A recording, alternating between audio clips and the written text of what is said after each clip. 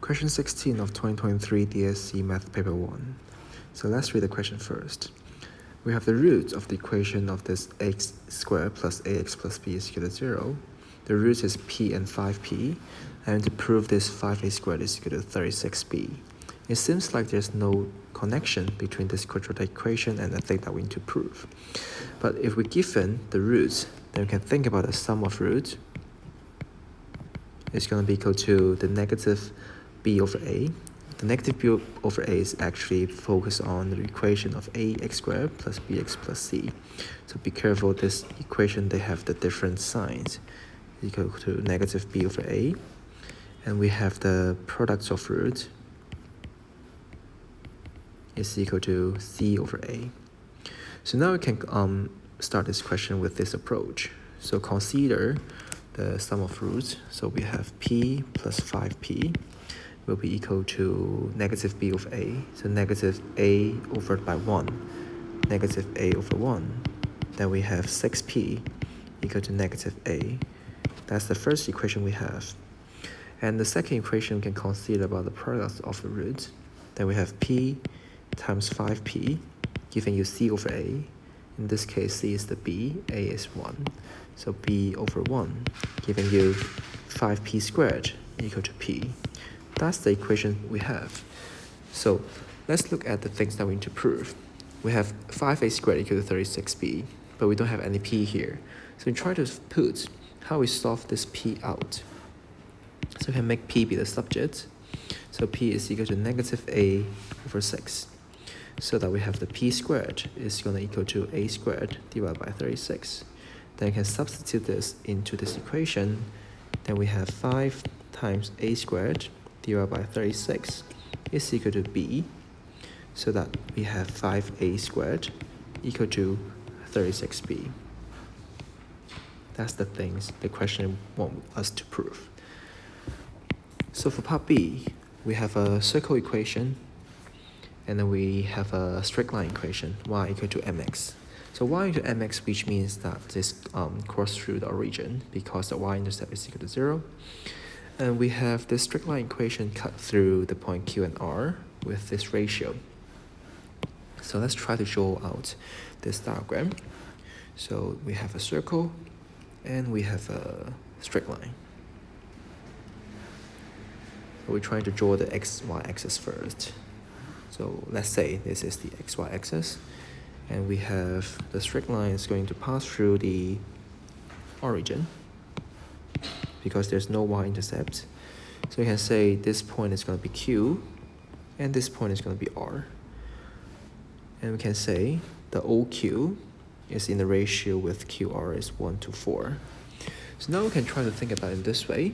We try to project this point Q to our x-axis. Similarly for this point R to our x-axis. And now we can say, because this triangle is similar triangle as this the larger one, if this is 1 to 4, then the ratio of this part to this part is 1 to 4 as well.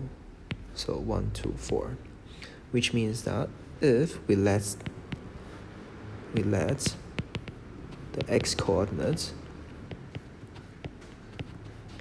of Q is equal to P, then we have the x coordinate of R is equal to 5P. So let's think about it again, because if this is 1, this is 4, then this must be 5. So if this is P, then the whole thing here must be 5P. So now we have these two relations, and now you can think about if this is P, if this is going to be your P, and this is 5P, which means that the root of these two equations is going to be P and 5P. Then we can use this relation from part A directly.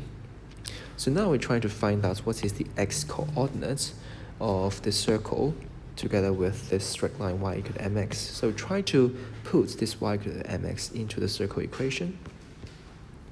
So we have x squared plus y squared, and then we minus 6x minus 12y plus 20 equal to 0. And now we can subs y equal to mx into this equation C. So that we have x squared plus mx squared minus 6x minus 12 times mx plus 20 equal to 0. Expand the bracket, we have x squared plus m squared x squared minus 6x minus 12mx plus 20 equal to 0. Now we can combine the similar terms. For the first term, we have x squared times 1 plus m squared. Take out the negative x, we have 6 plus 12m plus 20 equal to 0. So can we now use our relationship from part A? Not yet, because the equation is x squared plus ax plus b. Make sure the leading coefficient is 1, so that we need to take out the coefficient first. So which means that we have x squared minus x times 6 plus 12m divided by 1 plus m squared plus 20 divided by 1 plus m squared is equal to 0. So why we can divide this 1 plus m squared for both three terms? Because anything to the power of 2 is going to be positive, plus 1 is going to be positive as well. So this one will never be 0. So it's okay for 1 plus m squared be the denominator. So now we can using our relationship from part A. If x squared plus ax plus b equal to 0, then we have 5a squared equal to 36b. So the a is this whole thing, b is this. Then we can say, so we have 5 times a squared, giving you 6 plus 12m divided by 1 plus m squared, whole thing squared. And we can ignore the negative, because negative squared is still positive. And it's equal to 36b, which is 20 divided by 1 plus m squared. So now we can write it as 5 times, take out a 6, so 6 squared, times 1 plus 2m squared, divided by 1 plus m squared squared. So the whole thing moving to the right, and then divided by this 1 plus m squared. So what we left on the right is just 36 times 20 times 1 plus m squared. So now, this 6 squared and 36 cancel out, 5 and 20 is cancelled out, left by 4. So I have just 1 plus 2m squared equal to 4 times 1 plus m squared. Expand the bracket, we have 1 plus 4m plus 4m squared equal to 4 plus 4m squared. This can be cancelled, so we have 4m equal to 3. And finally, we have the m is equal to 3/4.